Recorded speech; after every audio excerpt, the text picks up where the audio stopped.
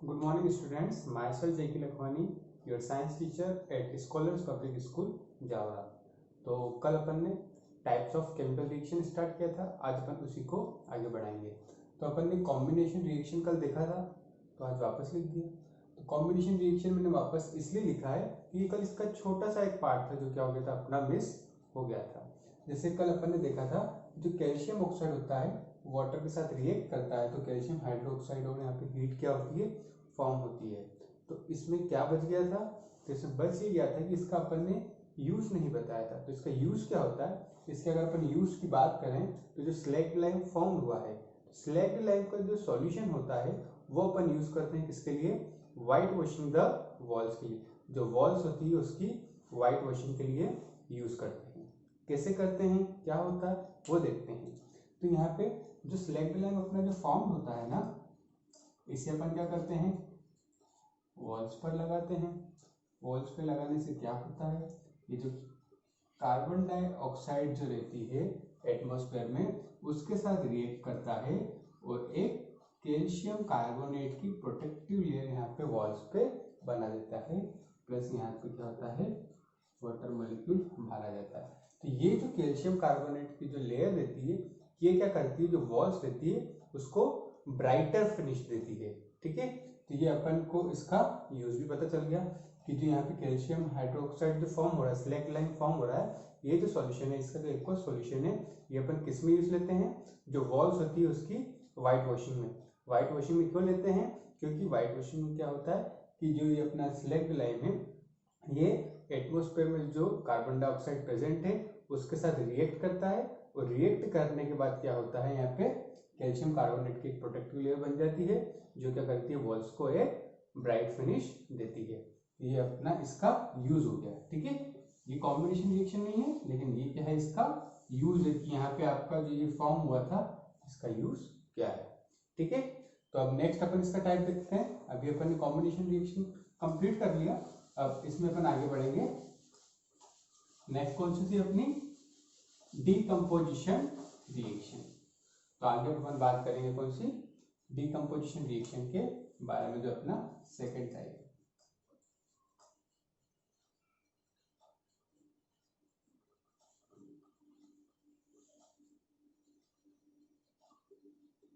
ठीक है, तो अब डीकम्पोजिशन रिएक्शन में ऑलरेडी आपको बता चुका हूँ क्या होता है कि जो एक सिंगल रिएक्टेंट रहता है वो दो या दो से ज्यादा प्रोडक्ट में क्या हो जाता है, डिकम्पोज हो जाता है। तो इसको अगर हम लोग को डिफाइन करना हो तो कैसे लिखेंगे, the type of chemical reaction in which. अच्छा, एक चीज ध्यान रखना अपन को, जितने भी रिएक्शन की डेफिनेशन है उनमें स्टार्टिंग में ये फिक्स है, the type of chemical reaction in which. यहां से फिर क्या हो जाता है, थोड़ा सा चेंज हो जाता है, in which a single reactant decomposes to form two or more than two products।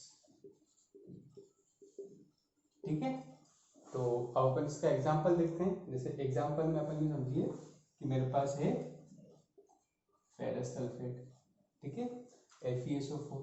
तो FeSO4 को जब अपन क्या करते हैं, हीट करते हैं, हीट के लिए अपन डेल्टा साइन बनाते हैं तो ये कन्वर्ट हो जाता है Fe2O3 प्लस काय में कन्वर्ट हो जाएगा SO2 प्लस SO3 गैस यहाँ से इवॉल्व हो जाएगी।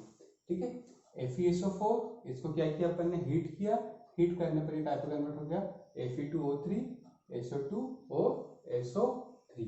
इसको अपन क्या बोलते हैं, फेरस सल्फेट।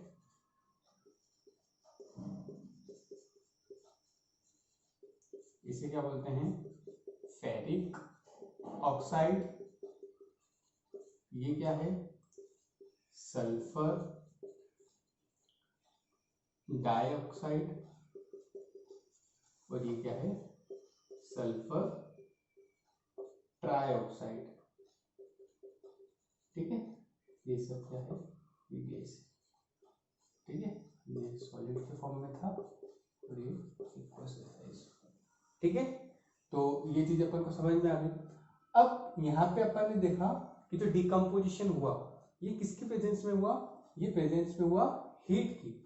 तो अगर कोई भी डिकम्पोजिशन रिएक्शन हीट की प्रेजेंस में होता है तो उसे अपन क्या बोलते हैं, थर्मल डिकम्पोजिशन रिएक्शन, या क्या बोलेंगे, थर्मोलिटिक रिएक्शन। थर्मोलिटिक का मतलब क्या हो गया, हीट की प्रेजेंस में कोई भी डिकम्पोजिशन होना। तो अब ये जो डिकम्पोजिशन रिएक्शन है ना, इसमें क्या होता है, अपने तीन टाइप के रिएक्शन होते हैं। कितने टाइप के, तीन टाइप के। क्योंकि क्या होता है अपन को जैसे कोई भी रिएक्टेंट है उसे कन्वर्ट करना है दो या दो से ज्यादा प्रोडक्ट में, तो अपन को क्या करना पड़ेगा, कुछ ना कुछ तो एनर्जी सप्लाई करना पड़ेगी। अब वो एनर्जी किसके फॉर्म में हो सकती है, हीट के फॉर्म में हो सकती है, सनलाइट के फॉर्म में हो सकती है, इलेक्ट्रिसिटी के फॉर्म में होती है। तो जो अलग अलग फॉर्म में अपन एनर्जी सप्लाई कर रहे हैं, ये अलग अलग फॉर्म से अपन को अलग अलग टाइप मिलते हैं डिकम्पोजिशन रिएक्शन के। तो अपन इसके टाइप देखते हैं। तो सबसे पहला आता है डिकम्पोजिशन रिएक्शन में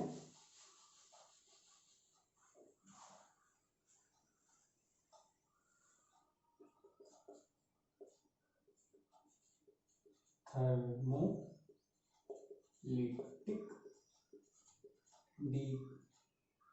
डिकम्पोजिशन रिएक्शन, ठीक है। सेकेंड आता है photolytic decomposition reaction, and last आता है, काम करते हैं तो सेकंड ऐसे कर देते हैं, थर्ड ऐसे करते हैं, इलेक्ट्रोलिटिक डिकम्पोजिशन रिएक्शन, ठीक है। ये तीन टाइप हो गए। अब थर्मोलिटिक डिकम्पोजिशन रिएक्शन, इसको अपन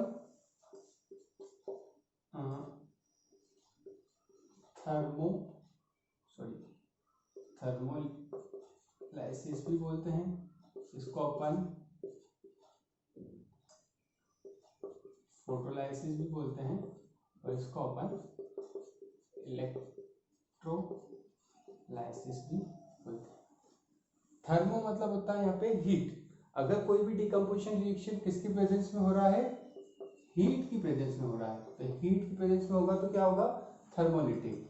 अगर फोटो यहाँ पे वो खींचने वाला फोटो नहीं था, फोटो यहाँ पे किसको इंडिकेट करता है, लाइट को। तो अगर कोई भी डिकम्पोजिशन लाइट की प्रेजेंस में होता है, या अपन क्या बोले, सनलाइट की प्रेजेंस में हो रहा है, तो उसे अपन क्या बोलेंगे, फोटोलिटिक डिकम्पोजिशन रिएक्शन। वही इलेक्ट्रोलिटिक या इलेक्ट्रोलिसिस बोले तो ये किसकी प्रेजेंस में होता है, अपना इलेक्ट्रिसिटी की प्रेजेंस में, ठीक है। तो तीन टाइप के अपने डिकम्पोजिशन रिएक्शन।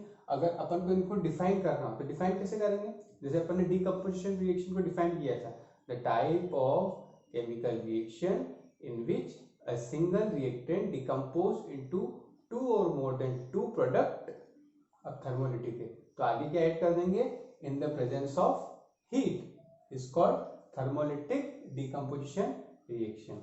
अगर फोटोलिटिक को डिफाइन करना है तो लास्ट में क्या ऐड कर देंगे अपन, in the presence of light. वैसे अगर अपन को इलेक्ट्रोलिटिक बताना है तो उसको कैसे बताएंगे अपन, in the presence of electricity, ठीक है। तो अब अपन इनको क्या करेंगे, वन बाय वन अच्छे से थोड़ा सा डीप में समझते हैं, डिटेल में अपन समझते हैं।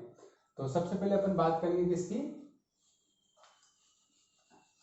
थर्मोलाइटिक या थर्मोलिसिस डिकम्पोजिशन रिएक्शन। अच्छा, इसका एग्जांपल एक तो अभी अपन ने देखा ही कि क्या होता है, कि अपन ने जैसे FeSO4 लिया और इसे क्या किया अपन ने, हीट किया। ये डेल्टा किसको इंडिकेट करता है, हीट को, तो ये कन्वर्ट हो जाता है Fe2O3 plus SO2 plus SO3, ठीक है। अब ये वाली जो एक्टिविटी है ना, ये एक्टिविटी अपन को बुक में भी दी हुई है। अपन को क्या करना है कि एक बॉइलिंग ट्यूब लेना है, ठीक है, उस बॉइलिंग ट्यूब में जो अपना FeSO4 है, इसके कुछ अपन को क्या लेना है, क्रिस्टल्स लेना है। ठीक है, अब स्टार्टिंग में जो FeSO4 होता है ये कौन से कलर का होता है, ये होता है ग्रीन कलर का। कौन से होते कलर, ग्रीन कलर के क्रिस्टल्स होते हैं। ठीक है, अब अपन क्या करेंगे, अपन इसे अब क्या करेंगे, हीट करेंगे। अपन इसे हीट कर रहे हैं, यहाँ पे हीट प्रोवाइड कर रहे हैं। ठीक है, तो जब अपन इसे हीट करेंगे तो कन्वर्ट टाइम हो जाएगा Fe2O3। ये क्या है, जैसे यहाँ पे ये क्या था, फेरस सल्फेट था।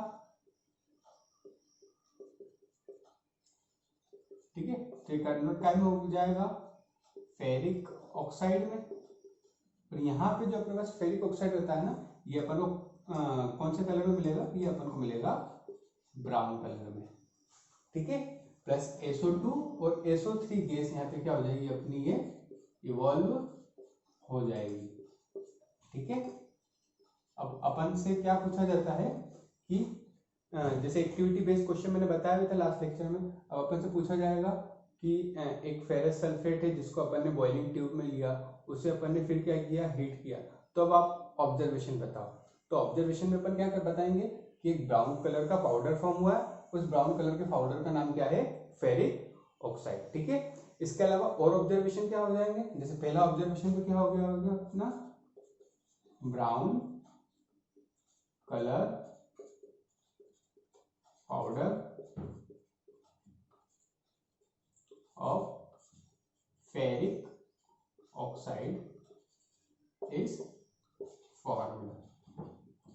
ये ऑब्जर्वेशन बता रहा हूं ना, ऑब्जर्वेशन। ठीक है, सेकेंड ऑब्जर्वेशन क्या बताएंगे अपन। ठीक है, ये जो दो गैस निकलेगी। ठीक है, अब ये गैस जो आएगी ना, इसमें अपन को क्या मिलेगा, एक जो सल्फर होता है, ठीक है, वो सल्फर जब बर्न करता है तो उसकी स्मेल अपन को यहाँ पे क्या होगी, डिटेक्ट होगी। तो अपन सेकेंड ऑब्जर्वेशन क्या लिखेंगे, स्मेल ऑफ बर्निंग सल्फर। ठीक है, अब अपन ने क्या किया, यहाँ पे इसका ऑब्जर्वेशन लिख लिए। पहला ऑब्जर्वेशन, ब्राउन कलर का पाउडर फॉर्म हुआ अपन को, किसका, फेरिक ऑक्साइड का। इसके अलावा स्मेल मिली अपन को बर्निंग सल्फर की। एक क्वेश्चन तो ये पूछा जाएगा। इसके अलावा और पूछा जाएगा, अपन को तो एक्टिविटी बेस्ड दिया जाएगा, तो इसमें क्वेश्चन ये पूछा जाएगा कि name the type of chemical reaction. ये केमिकल रिएक्शन का कौन सा टाइप है, तो अपन को बताना है कौन सा है, थर्मोलिटिक डिकम्पोजिशन रिएक्शन या थर्मोलाइसिस। ठीक है, नेक्स्ट क्वेश्चन क्या पूछा जाएगा, तीन क्वेश्चन पूछे जाते हैं। एक और क्वेश्चन क्या पूछा जाएगा कि right the chemical equations involved. ये जो रिएक्शन हुई है इसमें कौन सी केमिकल इक्वेशन हो रही है उसको अपन को लिखना है। तो इक्वेशन कौन सी लिखेंगे अपन, ये वाली, FeSO4 gives on heating gives Fe2O3 plus SO2 plus SO3।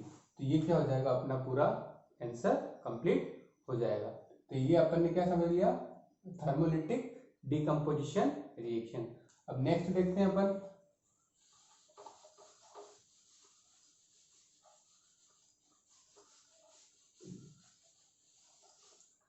Next जो अपना सेकंड है, सेकंड कौन सा है, फोटोलाइटिक डिकम्पोजिशन रिएक्शन, और इसको अपन क्या बोलते हैं, फोटोलाइसिस भी बोलते हैं कभी कभी। ठीक है, अभी मैंने बताया कि किसकी प्रेजेंस में होता है, प्रेजेंस ऑफ लाइट। ठीक है, तो इसका अपन एग्जांपल देखते हैं। इसमें जैसे मैंने लिया AgCl और इसको मैंने क्या किया, सनलाइट में रख दिया, ये कन्वर्ट हो जाएगा AgOCl2 में। इसे बैलेंस भी कर देते हैं, बैलेंसिंग अपन ऑलरेडी सीख चुके हैं पहले ही। एक और देख लेते हैं, ऐसे ही AgBr, इसको भी अपन सनलाइट में जब पुट करेंगे तो कन्वर्ट हो जाएगा 2Ag प्लस Br2। तो ये अपना ये होगा रिएक्शन। यहाँ पे किसका यूज किया अपन ने, सनलाइट का, लाइट का यूज किया, तो कौन सा फॉर्म हो गया ये, फोटोलिटिक डिकम्पोजिशन रिएक्शन। ठीक है, अब ये वाली जो एक्टिविटी ये भी अपन को बुक में दी हुई है। इसमें क्या दिया हुआ है कि जैसे मान लीजिए अपन क्या कर रहे हैं, चाइना डिश ले रहे हैं, ठीक है। उस चाइना डिश में अपन ने क्या किया, AgCl को यहाँ पे अपन ने पुट कर दिया, ठीक है। अब इस AgCl को जो अपन चाइना डिश में रखा, अब अपन क्या कर रहे हैं, इस चाइना डिश को अपन सनलाइट में रख रहे हैं। तो जब सनलाइट में अपन रख देंगे तो अपन को क्या होगा, एक ग्रे कलर का पाउडर मिलेगा जो किसका होगा, Ag का होगा, ठीक है। तो यहाँ से अपन को क्या मिल गया, Ag मिल गया, ठीक है। तो ऑब्जर्वेशन में तो अपन को पता पड़ गया क्या मिल गया, Ag मिल गया। इसके अलावा एक चीज पूछी जाती है कि ये जो रिएक्शन हुई है, इस रिएक्शन का यूज क्या होता है। तो इस रिएक्शन की अगर अपन यूज की बात करें, इस रिएक्शन का यूज क्या होता है, ये जो रिएक्शन होती है ये अपन को काम किस में आती है, दोनों रिएक्शन की बात कर रहा हूँ, ये काम आती है अपन को ब्लैक एंड व्हाइट फोटोग्राफी, ठीक है। किसमें काम आती है, ब्लैक एंड व्हाइट फोटोग्राफी में अपन को ये क्या आती है, यूज आती है, ठीक है। तो ये अपनी कौन सी हो गई, सेकेंड टाइप ऑफ रिएक्शन हो गई। इसमें भी इसी तरीके से पूछा जाएगा, जिसमें मैंने पिछले बताया था कि एक्टिविटी बेस्ड क्वेश्चन आएगा, उसमें अपन को ऑब्जर्वेशन पूछा जाएगा, तो अपन को ऑब्जर्वेशन बताना है सबसे पहले। उसके बाद इसका अगर यूज पूछा जाता है कि यूज क्या होगा, तो ब्लैक एंड व्हाइट फोटोग्राफी का। टाइप ऑफ केमिकल रिएक्शन तो कौन सी हो जाएगी, फोटोलिटिक डिकम्पोजिशन रिएक्शन। और लास्ट में पूछा जाएगा कि राइट द केमिकल रिएक्शन या केमिकल इक्वेशंस इन्वॉल्व्ड, तो अपन को क्या लिखना है, ये इक्वेशन को लिखना है। अब लास्ट इसमें जो है वो अपन देख लेते हैं। एक और कौन सी देखी थी अपन ने, इलेक्ट्रोलिटिक, ठीक है। जो थर्ड थी वो अपनी कौन सी थी, इलेक्ट्रोलिटिक डिकम्पोजिशन रिएक्शन, ठीक है। इसको अपन क्या बोलते हैं, इलेक्ट्रोलाइसिस भी बोलते हैं, इलेक्ट्रोलाइसिस, ठीक है। इसमें किसका यूज करते हैं अपन, किसकी हेल्प से करते हैं अपन डिकम्पोज, इलेक्ट्रिसिटी की हेल्प से करते हैं। किसकी हेल्प से करते हैं, इलेक्ट्रिसिटी की। इसका एग्जांपल देख लेते हैं अपन। एग्जांपल क्या होगा इसका, जैसे मेरे पास H2O है, इसे क्या किया मैंने, इलेक्ट्रिसिटी प्रोवाइड की, तो ये कन्वर्ट, ये लिक्विड फॉर्म में था, ये कन्वर्ट हो जाएगा H2 जो कि गैस है, प्लस O2, ये भी क्या हो जाएगी, गैस हो जाएगी। तो इस तरीके से अपन ने क्या देख लिया, ये भी क्या हो गया, डिकम्पोज हो गया, ठीक है। दो प्रोडक्ट में डिकम्पोज हो गया, सिंगल रिएक्टेंट था अपने पास, दो में हो गया, तो ये भी क्या हो गया, डिकम्पोजिशन रिएक्शन। इसकी भी अपने पास एक्टिविटी दी है। एक्टिविटी में क्या दिया हुआ है कि अपन को क्या करना है, एक मग लेना है, ठीक है। एक अपन को क्या लेना है, मग लेना है, ठीक है। मग का ही अपन ने हैंडल बना दिया, ठीक है। अब इस मग में अपन को क्या करना है, थोड़ा अच्छे से अपन से बना लेते हैं समझने के लिए।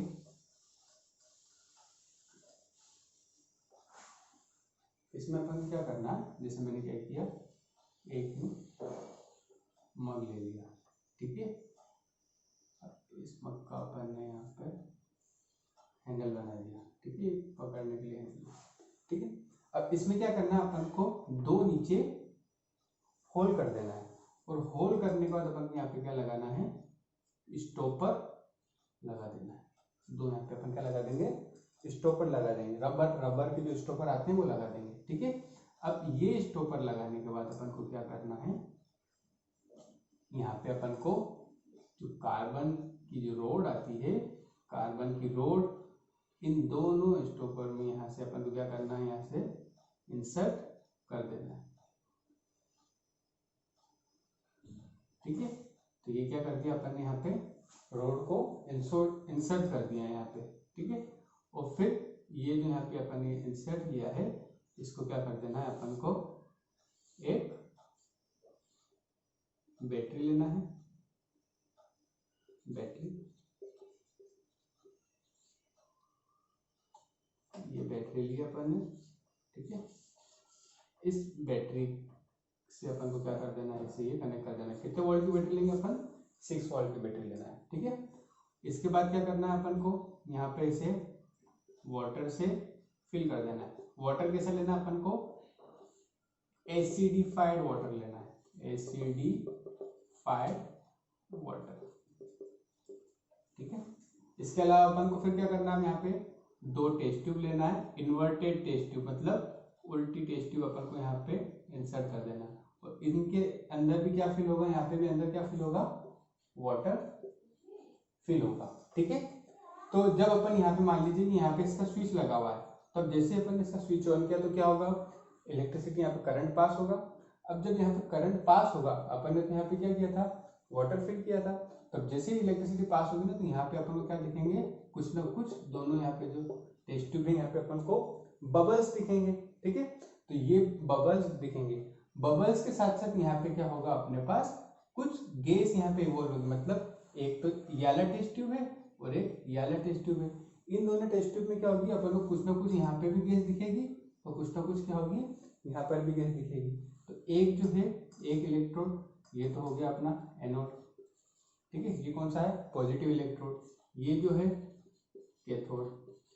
ठीक है, एनोड भी देख लिया, कैथोड भी देख लिया अपन ने।